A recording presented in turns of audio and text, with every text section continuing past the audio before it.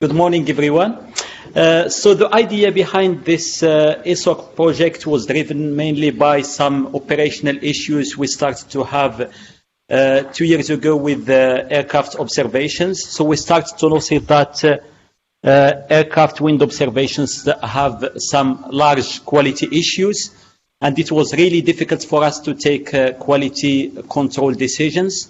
And it's important to solve that problem because aircraft observations are very important in the observation system we use at ECMWF and also in major NWP systems.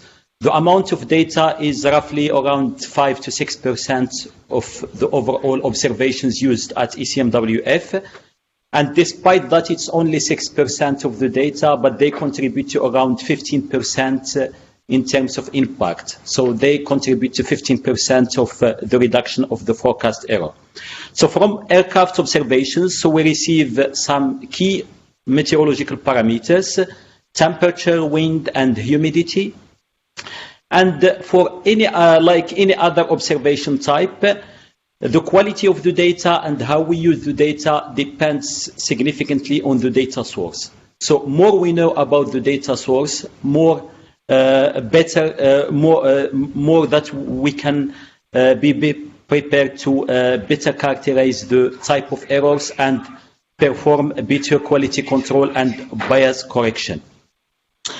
So before we start to have this quality issues with the wind from aircraft data, we were receiving quite enough metadata, which is basically the what we need is the unique identifier for each data type, the position and time. But so that was enough to do what to assimilate the data. But since we started to have these quality issues with the wind, we realized that we need more than that. So just to describe a little bit the problem. So what you see in the top left is 12 hours observations of aircraft data we receive so typically every day. What you see in the bottom left is a subset of aircraft data with significant quality problems. So you can see here that we have some data over the US. So this is our data with large errors. And we have also a lot of data with large errors over the Atlantic. So the data, so this type of errors, they can have two sources. Either there is a significant mismatch between the model and the data, or it's, and this mismatch can be due to just because there is severe weather conditions and the model is not able to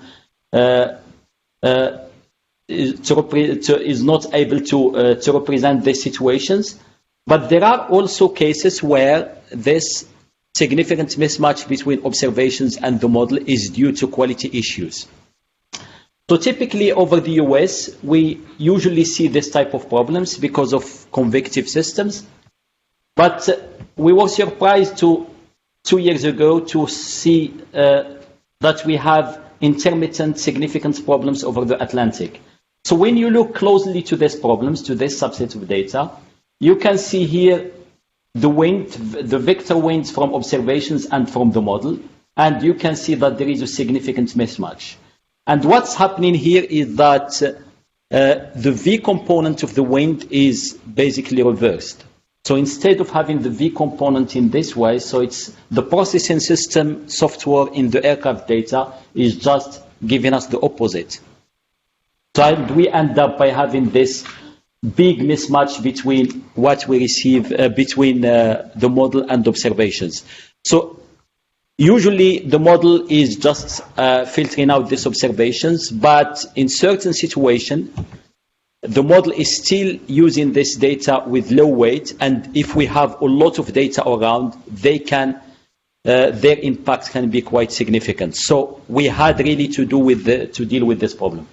So by contacting the data providers, we realized that this is a known problem that's affecting certain type of aircraft, which is the Boeing 787. So typically, if we have such issues with any other data type, for us is we do blacklist change. So we remove this ID that are affected by the problem. But for aircraft data, it was quite difficult because, first of all, we have thousands of identifiers. And in these identifiers, we don't have any information associating the identifiers to aircraft type. And even statistically, it was hard to derive this information because even for this B787 aircraft, the problems happens only in certain situations. So they can provide data, good quality data, 90% of the time, but 10% of the time you have low quality data. So what we tried to use in the beginning is to contact the data providers. So we go to a list of aircraft with problems, and we start to blacklist this, but that was useful for some time, but because the observance system is changing, we have new aircraft coming, and so it was really difficult to keep up with this situation. And when we heard about this ESoC project, so we had this idea to try to use what we receive, the metadata we receive from aircraft, which is basically the identifier, the position of the tracks, and also the time, and to try to connect this to this website's crowdsourced observations like Flight Radar and FlightAware. And these websites, they can allow us to, if we are able to do a matching between identifiers we have in the data and this website, we can derive information about the observation, the aircraft type. Yes, we offered the proposal, and we were excited to receive a proposal by Micky. So, and it was really what we want to do. So it's. Hello, I'm Micky, and and today I'm going to talk about my project with Bruce and Mohamed. So, the goal is to try to map the data from AMDA to with crowdsourced website like Flight Radar 24 and FlightAware.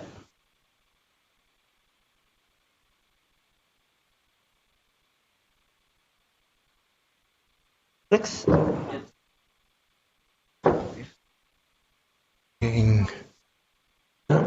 Oh.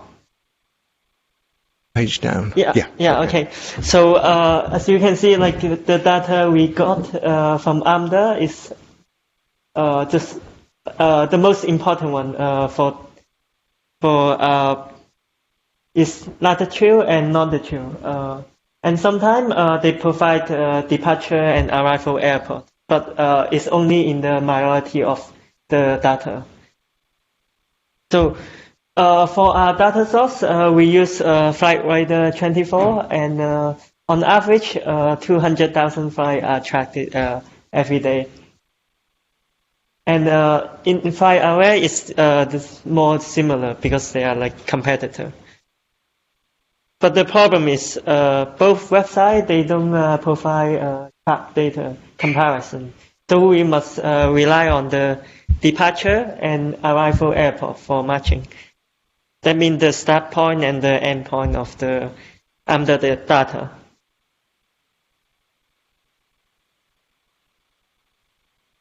Okay, and the technologies we use to get the data is Selenium and Chrome. So the reason why we use Selenium because it allows you like simulate like a real user, then they don't avoid the robot check and stuff. And also some of the website they have like JavaScript and dynamic content. So that's why we choose this technology. And we implement some like useful method, like such as you can search the aircraft with latitude and longitude by like a single point. But it was not really reliable, so we didn't use this method so much. And also you can get all aircraft for a particular airline and also past flight of a particular aircraft. Yeah. And the main algorithm for this matching is quite simple. So for each AMDA ID, you need to first separate the flight because they come in like multiple flight together, so they are not separate. So you need to separate, and then you find all the airport like within a certain range of kilometer. And once you find the arrival and departure airport, you need to then find the like the flight ID between these two airports. And if you find the flight ID, you need to check the time with the AMDA data. So if it passed the time check, you put it in the database. So yeah, some example like you can see here from Washington to Paris. So basically, you just the algorithm get the start and end point, and then it find the nearest airport within a certain range, and then it go on websites such as FlightRadar24, and it search for like the flight ID, and then you check the time. Well, there's a lot of like potential issues. Like, for example, the data quality is really important because without, you know, like a departure or arrival point data, then the algorithm is not working so good. But we could like artificial like create some extra point based on the previous average. So you can, you can see here like there's cases in this photo picture here. This is like one of the really bad data cases. Like there's only 3 positional points, so it's really hard to estimate where they are going. And here is a case of really good data. Here it could be good if it's going to Ireland, but if it's going to London, then you know, we have to create extra point there. And we also need to there's a need to tuning parameter based on the data quality. And we could like adjust the parameter by separating flight into long haul and short haul flight. So, like for example, if it's like a short haul flight, then the timing for separating the flight could be less because they stop for like 20 minutes or 30 minutes and then they go again. But for long haul flight, they stop like 1 hour. So yeah.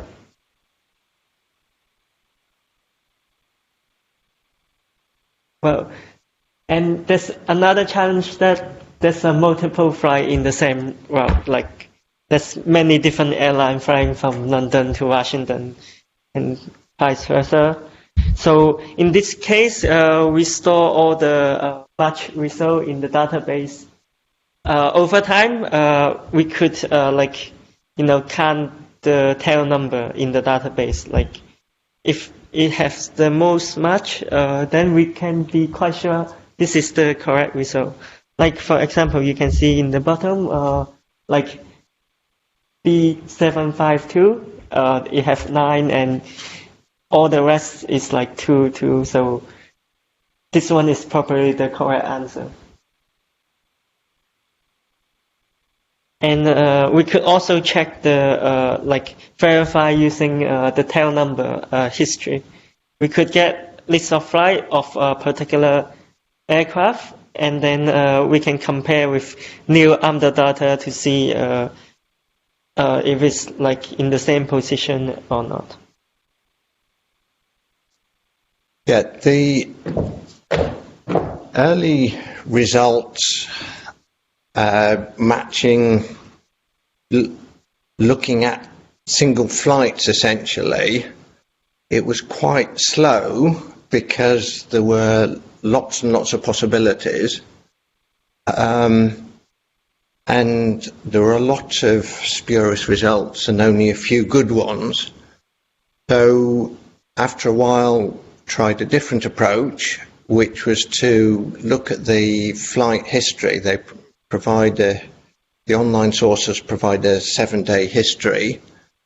Looking at that rather than single flights, make the AMDAR data look as close to the online list as possible, and know or guess an airline that provides AMDAR data, and we can scrape the flight list for all the tail numbers from that airline, compare with the likely AMDARs, and try to automate this as much as possible, but for now there's a visual check of the matches.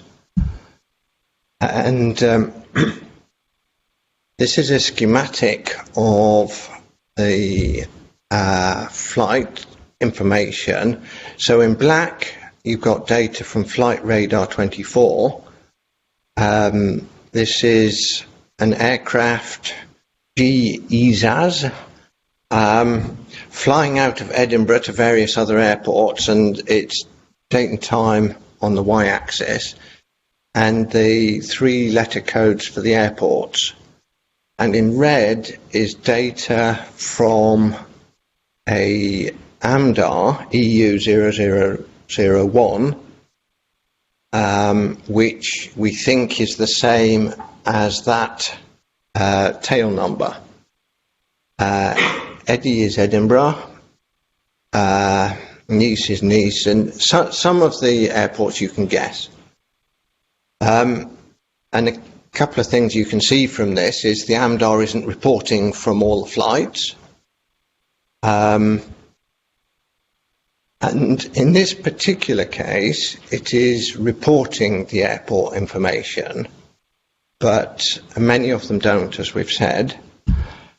And this is a long-haul case where it's not reporting the airport information. This is flying from Charles de Gaulle Airport, long haul to Singapore and Bombay. But mostly it's not reporting the ascents and descents over Charles de Gaulle, and so some of the time we're saying it's near Brussels when it stops reporting and things like that. So you have to know that Brussels is somewhere near Paris. So preliminary results, the biggest program is the United States program, which gives about 75% of the AMDAR data. And in many ways, that's the most difficult one. And we reckon we've matched about 15% of the AMDARs. Europe is the second biggest, and these other programs we can match about 50%. Now, given more time, we're sure that we can improve this percentage. We're not going to get to 100%, but we can certainly improve it. And there's a number of programs. South Korea, we discovered that they're actually reporting the tail number, so we don't need a matching in a sense. Whereas Canada proved difficult, we didn't manage to get any matches. So possible future work, cut down the list of airports, and the matching has a number of parameters in there, and different parameter sets work better for different airlines, and this is a bit of a complication, but we could use machine learning to tune them, or have a better user interface. One way of improving the results would be to use different samples, or those results were for about a week each, but then you get a question of how do I combine this week's results from last week's, fuzzy matching of different airports. And of course, the metadata isn't an end in itself. We want to use the metadata to improve monitoring, quality control or bias correction. So to summarise, this matching is more difficult than we originally thought, essentially because the websites only really provide the airport information, and the AMDAR reports can start and stop in mid-air, which makes it difficult to estimate the airport. Many spurious matches in the early results, especially in busy areas and routes, large volumes of data, which means with the combinations involved, things can be very slow. We have made progress. About 50% of aircraft match for non-US AMDARs. We can't yet automate the matching or the updates to it. But we can and will use this experience to try and persuade the AMDAR operators that they should tell us the tail numbers and provide more metadata in general. And that's the end, so we'll take questions now. Thank you. Thanks, very interesting. I think you have real life data. I mean, I have looked, so I see you have used. How was the challenge? On your own, or was it a lot of things? Oh, okay. So basically, like there's some challenges, like you know, for example, in FlightAware, the website, there's like some mechanism which stop you trying to get like some data. Like you have to like repeatedly, you know, like you have to add an exception there, and it will automatically, you know, like.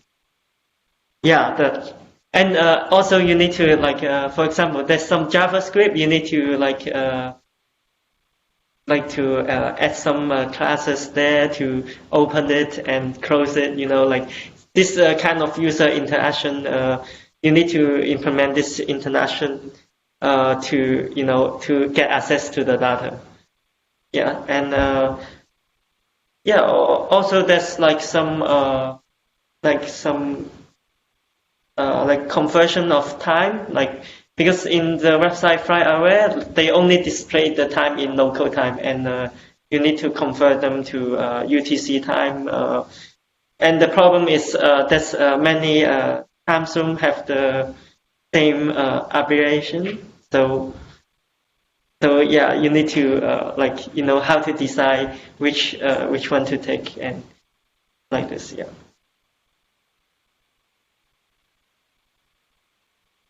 Well, you said that you have the web, right? No, Selenium. Selenium. Yeah. Okay. And I believe that you have some problems with auto-generated labels from HTML, right? From IDs there. I have made some scraping myself, and I had the problems there. Like there is a tool, RPA tool called UiPath that would help you in that direction, and it's simulating the behavior of a user. I don't think I run into such a problem. Okay. Okay, is there another question? Yes, please.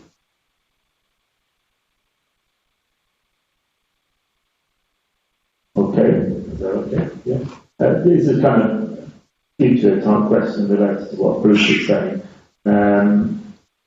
So you say, I think you said in South Korea they've got the tailgate numbers on. So is that a straightforward process for the airlines? Could that be used as a model to recommend to other airlines they copy South Korea's practice? Possibly. The reason, I mean, the AMDAR program has been going for, I don't know, 30 years or so. And when it started, the airlines decided that they wanted the identifiers to be anonymous so that users couldn't tell this was a British Airways flight such and such. And from our point of view, that's a real nuisance. One of the reasons they wanted things to be anonymous was they didn't want the public to be able to generate statistics of delays of their flights, say. Now, now that, I mean, Flight Aware, Flight Radar have been going for 14 years or so, and now if you want to generate statistics of flight delays, you would just use those websites. And so that particular reason for anonymity no longer exists, as far as I'm concerned. But it will take quite a lot of effort to persuade the airlines of this, I think. We'll try, but it's not going to be a short process. And also the AMDAR identifiers are quite well established.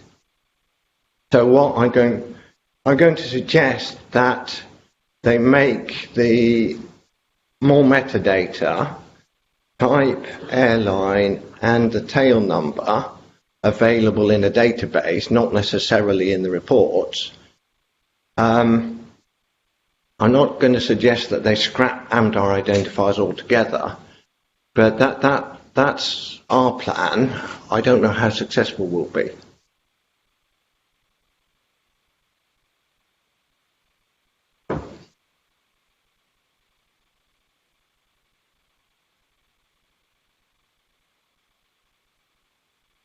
Just to add, that is just one of the aims of the project is to show them, data providers, that there are ways to access this. So why not do it formally? Be easier and will be very helpful for data in the WP center. So at the moment, we are not successful in matching the results for all AMDAR. But I'm sure that we are learning from this process.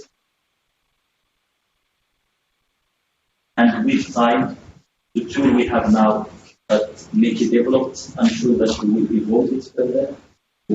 It's more and more matching. Thanks very much. It's a really, really cool tool.